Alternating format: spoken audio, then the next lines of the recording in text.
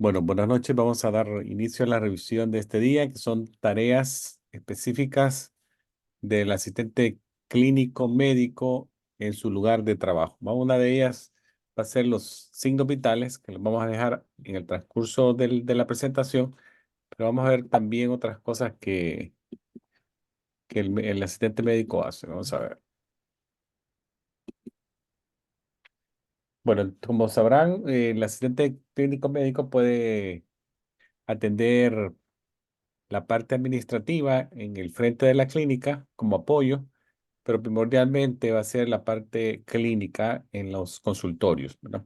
Entonces, algunas de las tareas que podría hacer son, entre las administrativas, sería contestar el teléfono, hacer citas, preparar información de cobro, comunicarse con pacientes por reportes de exámenes, tener acceso a la historia de los pacientes para agregar algún resultado de un examen, tomar los signos vitales, hacer flebotomía, preparar y tomar electrocardiogramas. Entonces son algunas de las tareas en general, ¿verdad? Lo que se conoce como el intake básicamente es recibir al paciente y saber qué es él. Identificación de dos formas, nombre completo, ya lo dijimos, y su fecha de nacimiento, que sería, son como el método apropiado para identificar al paciente, ¿verdad? Los dos identificadores. Entonces, ustedes son requeridos por ley, identificar al paciente antes de empezar a obtener cualquier información o iniciar algún tipo de tratamiento. Estas dos formas son suficientes para confirmar que el paciente es el que tienen ahí. Otras cosas que van a ver en el expediente van a ser la lista de problemas médicos, la historia médica anterior, los medicamentos que se tienen que hacer una reconciliación, actualizarlos. Caso contrario, podrían encontrar pacientes con listas de hasta 15 medicamentos y probablemente 10 de ellos ya no los está tomando, ¿verdad? Siempre es bueno refrescar la lista y con lo que se llama reconciliación de medicamentos para que esté siempre actualizada. Si algún medicamento ya no lo está usando, se pone la causa por qué ya no lo está usando, cumplió el tratamiento, se lo suspendió el especialista y se saca de la lista activa. ¿Verdad? Queda como archivo. Siempre también hay que verificar las alergias, si hay alergias nuevas, alguna historia quirúrgica reciente, desde que llegó la última vez, si ha tenido alguna cirugía y alguna nueva historia social, ¿verdad? Un paciente se pudo haber divorciado, hay varias cosas que pudieron haber pasado y hay que ponerlo en la parte de historia social. Actividad, por ejemplo, al alcohol, eh, si está haciendo más ejercicio. Algunos pacientes pueden estar utilizando drogas recreacionales recientes. Todo eso se actualiza en la historia social, ¿verdad? Y siempre recuérdense que la oportunidad que se tiene con el paciente al frente hay que aprovecharla, es una oportunidad única y hay que siempre actualizar todo lo que se pueda en ese momento. Vamos a ver ahora lo que son los signos vitales, ¿verdad? Básicamente son los signos de vida. Cuando muchos pacientes hacen la broma, cuando uno les dice el resultado de una presión arterial y dicen, quiere decir que estoy vivo. Básicamente sí, ¿verdad? Pues los signos vitales son signos de que el cuerpo está trabajando en un nivel normal, lo que se llama homeostasis. Pero en algunas ocasiones los signos vitales se podrían salir de los valores normales y son como indicativos de una situación que hay que ponerle atención, ¿verdad? Entonces, eso es bien importante. Recientemente, muchos organismos, entre ellos la Asociación de Veteranos de Estados Unidos, la Asociación del Dolor, la Comisión Conjunta de Hospitales, agregó otra constante a los signos vitales y es el dolor, ¿verdad? Siempre se pregunta el nivel del dolor. ¿Tiene dolor? Sí. Podría poner valor al dolor de 0, no tiene nada, a 10, dolor severo, y el paciente indica el nivel, ¿verdad? Otra cosa, la saturación de oxígeno también se está tomando como otra constante que se mide al mismo tiempo que las tradicionales signos vitales que ustedes ya van a conocer. También no olviden que los signos vitales, eh, lo esencial acá es que sean exactos, lo más exactos posible. También recordemos que variaciones podrían indicarnos la presencia de una enfermedad o la desaparición de una enfermedad. Alguien que ya no tiene fiebre, que su pulso ya no está a 120, sino que a 60, nos indica que el tratamiento probablemente está trabajando o un tratamiento necesita cambiarse. La fiebre no baja. Entonces son muy importantes que sean lo más exactos posible. También no olvidemos que los signos vitales pueden ser influidos por factores físicos y emocionales. Muchas personas cuando llegan a las unidades médicas se ponen nerviosas. Algunos pacientes son muy aprensivos durante las visitas a las oficinas y eso podría alterar la lectura de un signo vital. También recuérdense que el paciente tiene que estar un poco relajado antes de hacer la primera lectura. Entonces démosle un espacio de unos 5 minutos en lo que él se pone más tranquilo y ya le tomamos los signos vitales. Ahí se los muestro. La temperatura, el pulso, la respiración, presión arterial son los signos cardinales, los signos vitales que ya mencionamos, ¿verdad? Ya les expresé que también la saturación de oxígeno se está tomando y se pregunta sobre el dolor. También, muy importante, las medidas antropométricas, altura y peso de los pacientes. En los niños podría ser también importante la medida de la circunferencia de la cabeza y la circunferencia del tórax, como parte del examen físico de los niños, ¿verdad? Ahora vamos a ver la temperatura como primer variable. La temperatura básicamente es un balance entre la producción y la pérdida del calor en nuestro cuerpo, ¿verdad? La vamos a medir en grados, puede ser grados centígrados o grados Fahrenheit. El incremento de la temperatura nosotros lo vemos como un acto de defensa del cuerpo y lo conocemos como pirexia, ¿verdad? Básicamente el cuerpo reacciona protegiéndose, subiendo la temperatura por pirógenos y esto puede inhibir el crecimiento de las bacterias y los virus mientras el estado de defensa nuestro empieza a echar a andar la maquinaria y nos protege contra esas patologías, ¿verdad? También vamos a ver qué buscamos de la temperatura. ¿Qué nos interesa ahí? Vamos a regresarnos un poquito. La temperatura que nos interesa es lo que conocemos como temperatura central. La temperatura central es la que tiene nuestro cuerpo en los tejidos profundos, tales como las cavidades torácicas, abdominales, ¿verdad? Ya que éstas permanecen relativamente constantes. Y si cambian es por una condición bien especial, ¿verdad? Que podría ser una infección u otra causa que puede subir la temperatura o bajarla. La temperatura superficial le ponemos atención, pero sabemos que está muy dependiente del entorno del cuerpo. Pero si una persona no está bien abrigada, su temperatura de piel va a ser fría, o si el calor lateral, como alguien expuesto al sol, podría ser que la temperatura de piel sea bien caliente, ¿verdad? Sin embargo, la temperatura central no está tan caliente como la de la piel. Entonces, lo que queremos es la temperatura central. Lo que consideramos como un intervalo normal en la temperatura es de 36 hasta 37,5 centígrados, ¿verdad? Cualquier alteración hacia arriba la conocemos como pirexia y también podemos tener lo contrario, ¿verdad? Hipotermia, que se baje la temperatura. Entonces, pirexia es una forma de decir fiebre, un término médico, ¿verdad? Que fiebre. Eh, una temperatura arriba de 41 ya es una hiperpirexia, porque es una temperatura, una fiebre de alto grado. El paciente que no tiene ninguna alteración de la temperatura, decimos que está afebril, que no tiene fiebre. Ese es el término médico que conocemos.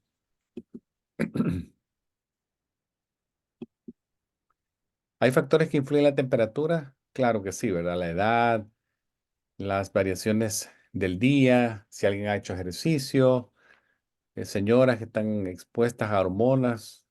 En algún periodo del mes podría ser que las hormonas suban algunas fracciones de temperatura que se detectan. El estrés podría ser otro condicionante de aumentar la temperatura y el entorno que dijimos, ¿verdad? La temperatura, especialmente la temperatura superficial. Eh, Vamos a medir la temperatura con los termómetros y tenemos de todo tipo de termómetros, ¿verdad? Tenemos termómetros rectales, orales, algunos que se pueden utilizar en la axila, otros que lo podemos utilizar leyendo la temperatura que viene del tímpano y otros que son sin contacto, o podría ser cuando medimos la temperatura de la zona temporal de la frente, ¿verdad? En la parte frontal.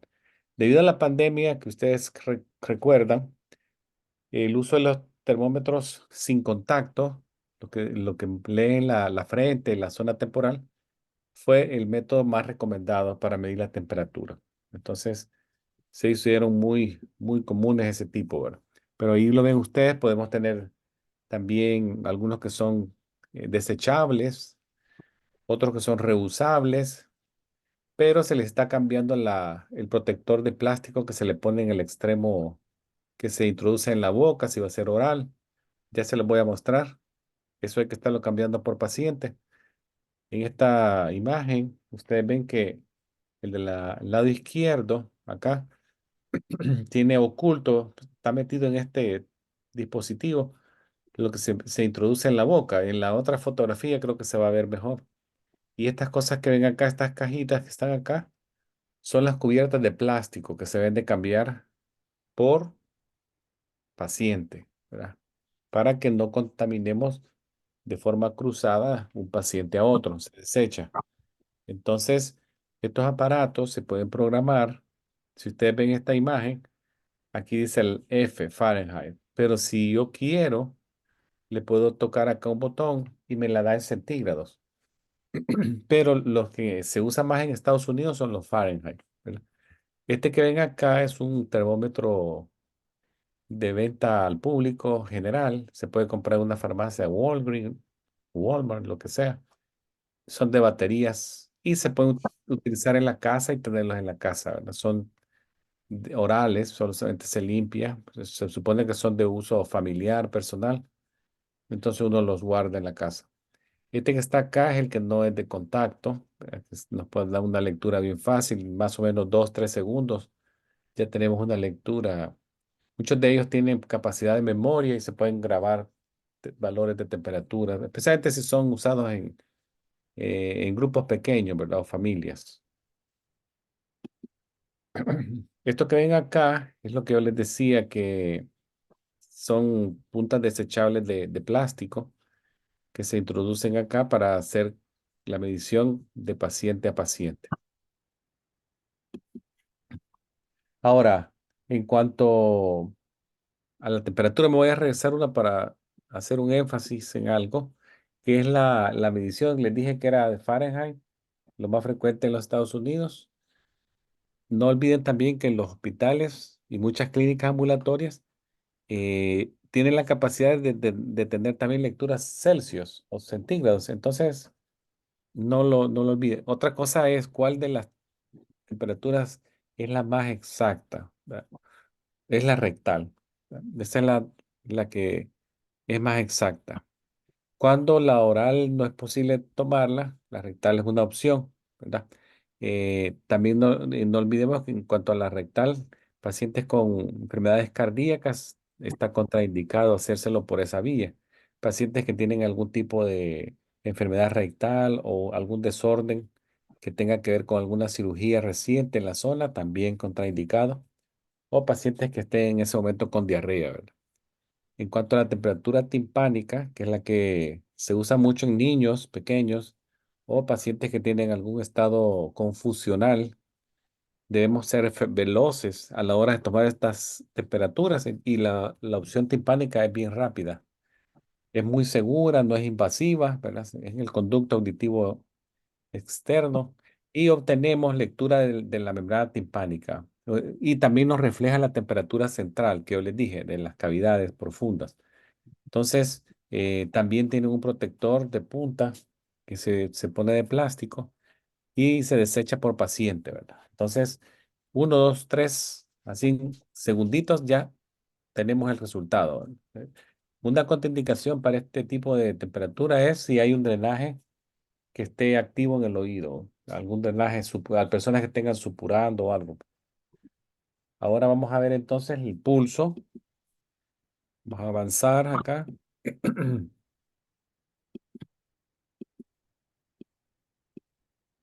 Vale, el pulso lo vamos a hacer de forma manual, pero también lo podemos hacer por una utilización de un oxímetro de pulso. Él nos toma el valor de la saturación de oxígeno y nos mide el pulso al mismo tiempo. El paciente tiene que estar en una posición confortable con la arteria que vamos a medir el pulso al mismo nivel del corazón o un poquito abajo del nivel del corazón. ¿Verdad? El miembro tiene que estar relajado y apoyado en una superficie. Si se van a tomar el pulso en las carótidas, no olvidemos, una alerta de seguridad sería que no se hagan en las dos carótidas al mismo tiempo, ¿verdad? Porque puede producir una caída refleja de la presión arterial. Lo que están viendo en este momento, la foto es una toma de pulso en un niño pequeño, que se utiliza la arteria braquial. A medio húmero se presiona y se puede tomar 30 segundos, se multiplica por 2 o lo puede hacer por un minuto completo. Ya en los adultos, la que más se usa es la arteria radial en la muñeca. Entonces, eh, se puede hacer lo mismo, 30 segundos lo multiplico por 2 o por un 30, es por 60 segundos. La, el pulso apical, que es la foto que están acá a mano derecha, le está tomando el pulso al señor que está acostado en posición semifold. Ese también es bien exacto porque se mide el latido del corazón directamente escuchado sobre el pecho. ¿Verdad? Entonces, utilizamos un estetoscopio. En pacientes que tienen pulsos irregulares o niños pequeños que tienen el pulso bien rápido, entonces usamos el apical como opción. Aquí ven otras fotografías donde es el pulso temporal, carótido, el braquial y el pulso radial. Ahora vamos a ver la respiración. También se hace al mismo tiempo para que tomamos el pulso, medimos la respiración. Recordemos que la respiración es un acto involuntario y también puede ser voluntario. Puede ser controlado por nosotros muchas veces lo podemos, es más, ¿verdad? Los que hacen yoga, relajación, utilizan respiraciones controladas. ¿Verdad? Ellos la hacen bien despacio, bien profunda, luego sacan el aire, pero la mayoría de veces no estamos conscientes de la respiración. ¿Verdad? Básicamente el dióxido de carbono, cuando se eleva, nos activa el centro respiratorio y nos estimula a respirar, ¿verdad? Especialmente en la noche cuando dormimos. Eso es algo automatizado, no está bajo nuestro control. Entonces, ¿qué nos interesa de la respiración? Uno, cuántas veces. Otro, si es regular, igual que el pulso, si es regular. Y luego la profundidad, ¿verdad? Si es una respiración profunda o es una respiración superficial. Recordemos que personas que tienen algún tipo de dolor en el tórax por fracturas de costillas o espasmos musculares, tienden a respirar bien superficial y la respiración podría ser lenta, rítmica, pero superficial. O algunas personas que tienen algún problema neurológico pueden hacer respiraciones bien profundas y superficiales. Oye, perdón, bien profundas y lentas, que hay varios tipos de respiraciones, pero no viene en la revisión de esta noche, pero vienen muchos. Hay una que se llama Chain Stop, Ulpa. Ahora, ¿cuál es lo normal en esta respiración? De 12 a 20. Tienen que estar. Si está abajo de 12 es muy lento, y si está arriba de 20 es muy rápido. Ojo acá, ¿verdad? Si son niños, podrían estar hasta 30. La otra vez que vimos en la noche, les mencioné que la respiración y el pulso en los niños es bien rápido en comparación al adulto. Y lo opuesto en el adulto. ¿Verdad? La respiración sí va a estar entre 12 y 20, más o menos. ¿Cómo las vamos a contar? Eh, lo ideal acá es que se haga de una manera manteniendo los ojos alternos viendo a otro lugar o como que nos estamos viendo el reloj o el reloj de la pared, mientras el paciente está creyendo que le estamos siguiendo tomando el pulso, ¿verdad? Ahí se determina la respiración. Yo les traía un video, pero no se cargó, se lo voy a poner la otra vez, donde se veía cómo se tomaba cómo se contaba la respiración y con el pulso, pero les debo eso, quedó en deuda ahí. Ahora, la presión arterial, que es otro de las medidas de signos vitales, básicamente esta es una medida de la cantidad de fuerza que se le ejerce a la salida de sangre por la aorta, ¿verdad? Y esa presión se puede detectar en las paredes arteriales periféricas, ¿verdad? Y se expresa en milímetros de mercurio. La medida consiste básicamente en una fracción. El valor más alto es lo que se conoce sistólico y el valor inferior es lo que se conoce el diastólico. Entonces es una fracción. Las medidas del numerador son las sistólicas y el denominador las diastólicas. La sistólica básicamente es la presión con la que sale y se detecta en la pared de la arteria. Y la medida diastólica es la presión de la sangre entre latidos, entre los latidos. Eh, Básicamente, a adultos o niños más grandes se les mide casi de rutina cuando llegan, ¿verdad? Los niños pequeños rara vez. Y si se hace, tiene que ser por una persona calificada y tiene que existir una condición médica específica para que se requiera hacerlo, ¿verdad? Los niños pequeñitos. Entonces, probablemente va a ser una enfermera pediátrica la que se va a encargar de esto. Ahí se ven algunos dispositivos, hay algunos que son móviles, como los que tienen a mano izquierda, que se puede hacer de forma manual. Este otro es bien tradicional, verlo. Otros que están en la pared de los consultorios. Hay otros que son hay algunos que son hasta de muñeca, ¿verdad? Otros que son digitales, electrónicos, que para monitoreo en casa.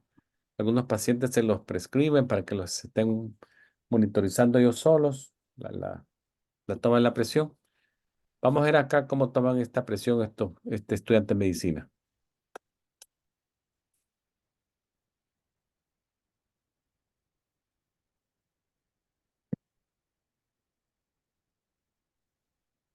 Hi, my name's Simon. I'm one of the final year medical students. Can I just check your name and age, please? Yeah, my name's Andrew and I'm 25. Nice to meet you, Andrew. Today I'd like to take your blood pressure. So that will entail me taking this cuff, inflating it around your arm, feeling and listening to your pulse. Does that sound okay? Yeah, that's fine. It might be a little bit uncomfortable, but it shouldn't hurt. That's all right. Are you okay for me to go ahead? Yeah. Lovely.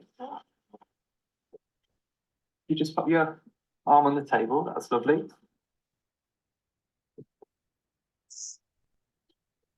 Fine.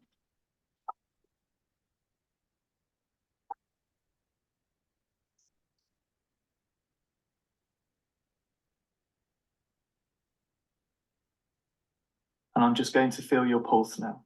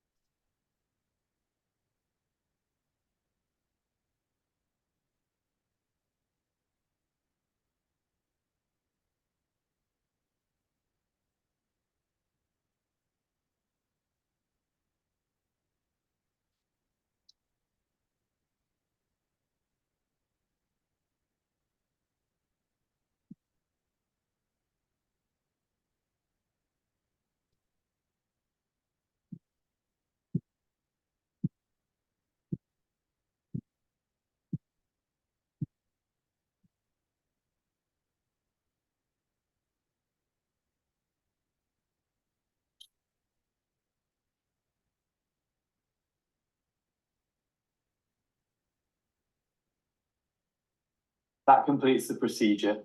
Thank you very much, Andrew. Thank you.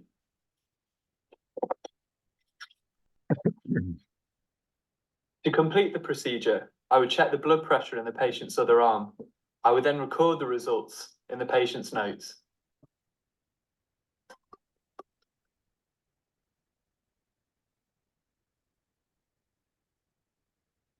Bueno, vamos a el video que vieron. Los sonidos que se escuchan ahí son los que se llaman los sonidos de Korokov, que son producidos por la vibración de la pared arterial. Bueno, entonces, se utiliza con estetoscopio. Cuando se hace de forma manual, se escuchan los sonidos de Korokov y básicamente es la salida del sangre otra vez después de que se ha obstruido por presión con el manguito que se pone. El manguito se insufla, aprieta el brazo y colapsa la arteria, ¿verdad? Entonces, cuando ya se empieza a soltar presión, la sangre comienza otra vez a fluir por la arteria y empiezan a oírse los ciclos, los sonidos de Korokov que tienen diferentes fases, ¿verdad? Y ya después, al final, se vuelve a desaparecer el sonido cuando ya hay un flujo 100% sobre la arteria.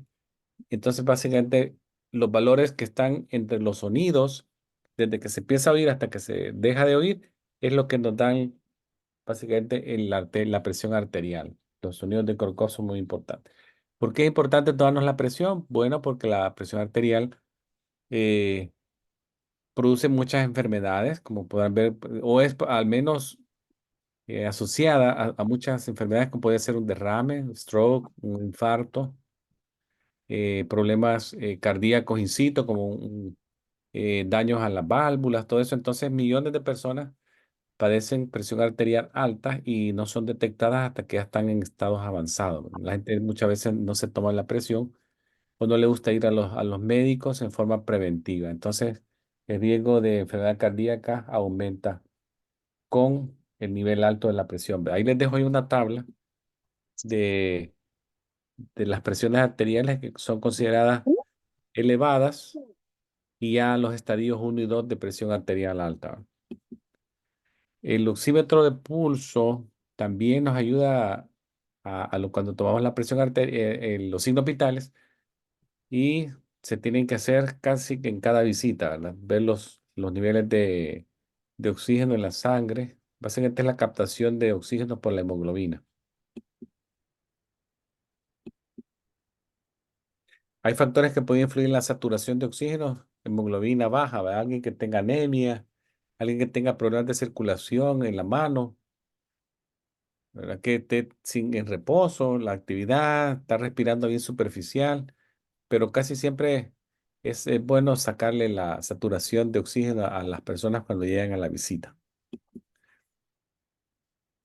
Ahí les dejo algunos valores de signos vitales que son considerados normales, ¿verdad? Los valores, ahí les ven las respiraciones, el pulso, las temperaturas y la presión arterial.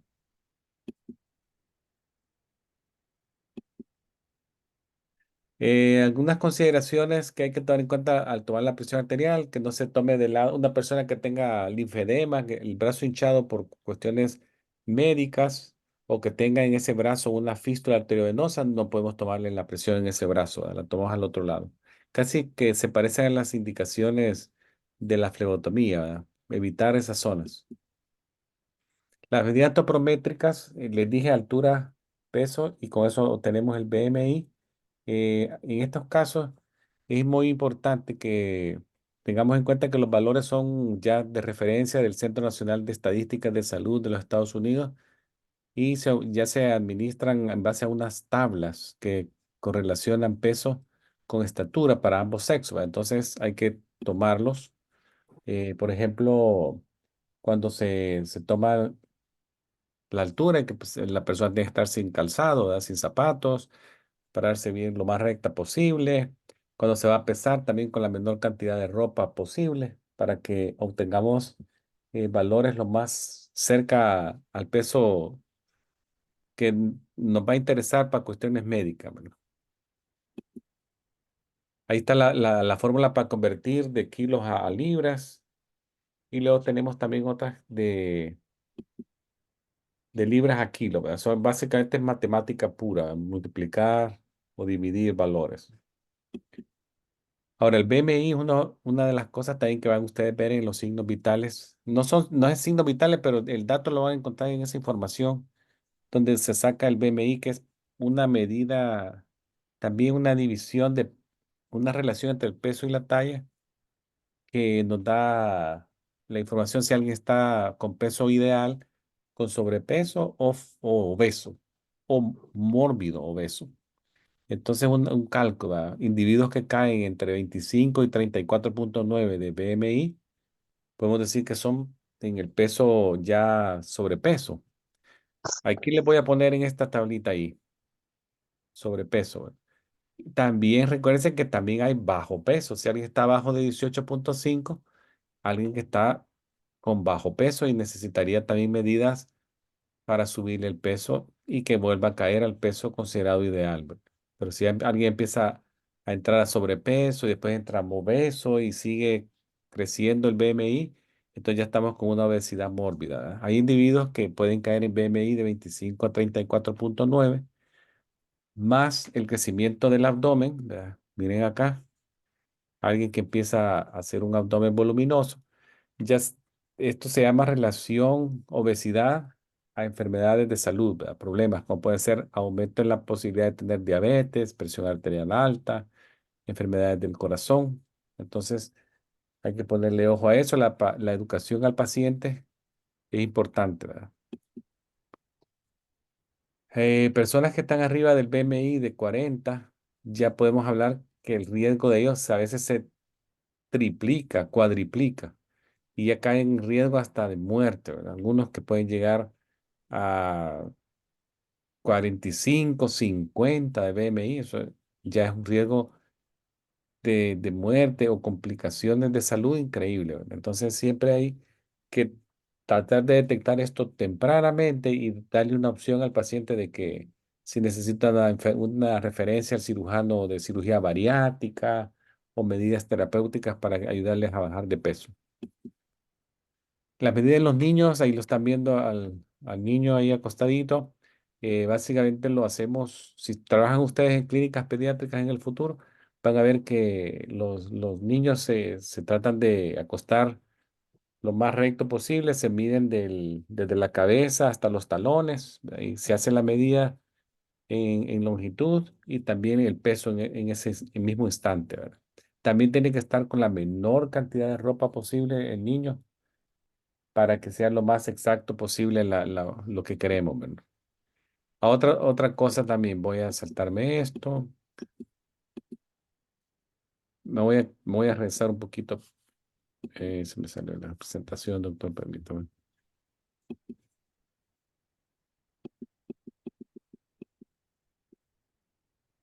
Acá.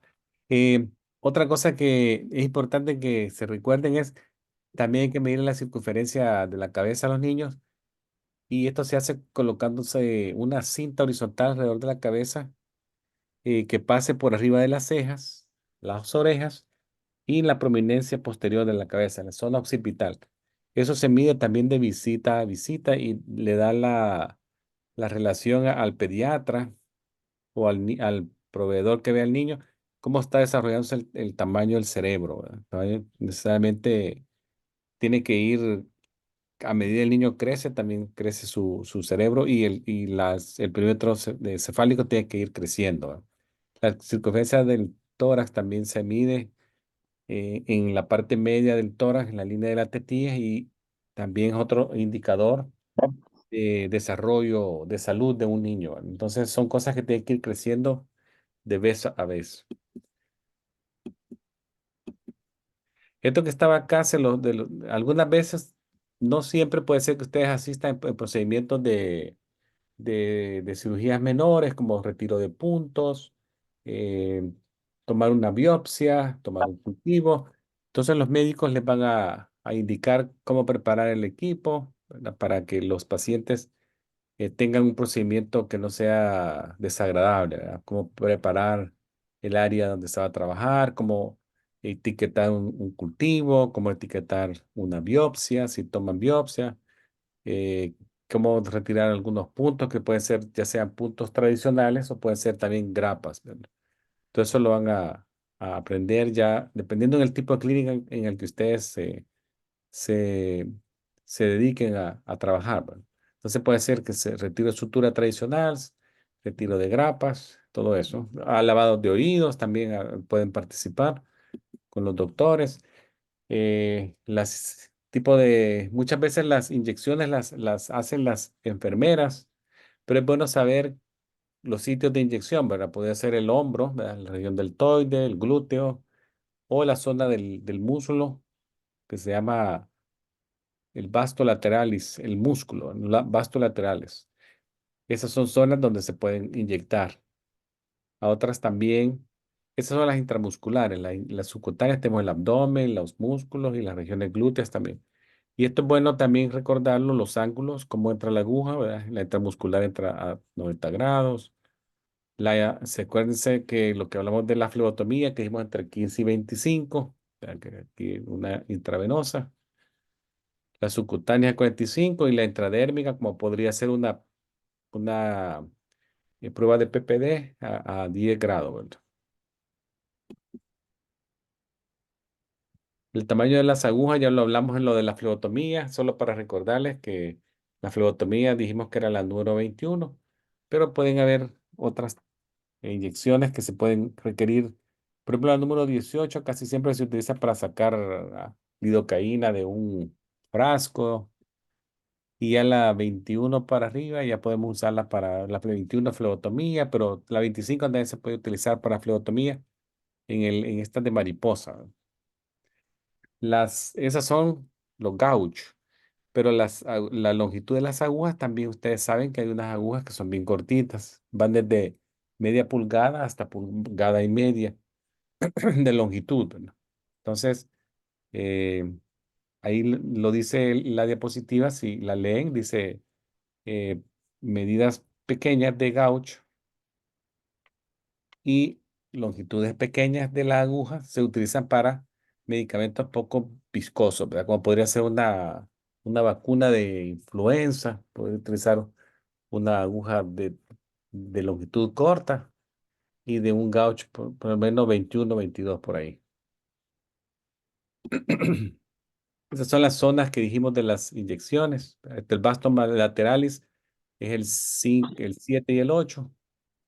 Los deltoides acá está 1 y 2 en las regiones glúteas, ¿verdad? Y también hay unas zonas en el abdomen que se pueden utilizar. Bueno, eso es lo que les traía de lo que es las tareas que incluyen lo que son signos vitales y otras cosas que podrían ustedes asistir a los doctores. Voy a hacer el cambio para preparar la presentación Ok. Muy bien, profesor. Muchas gracias.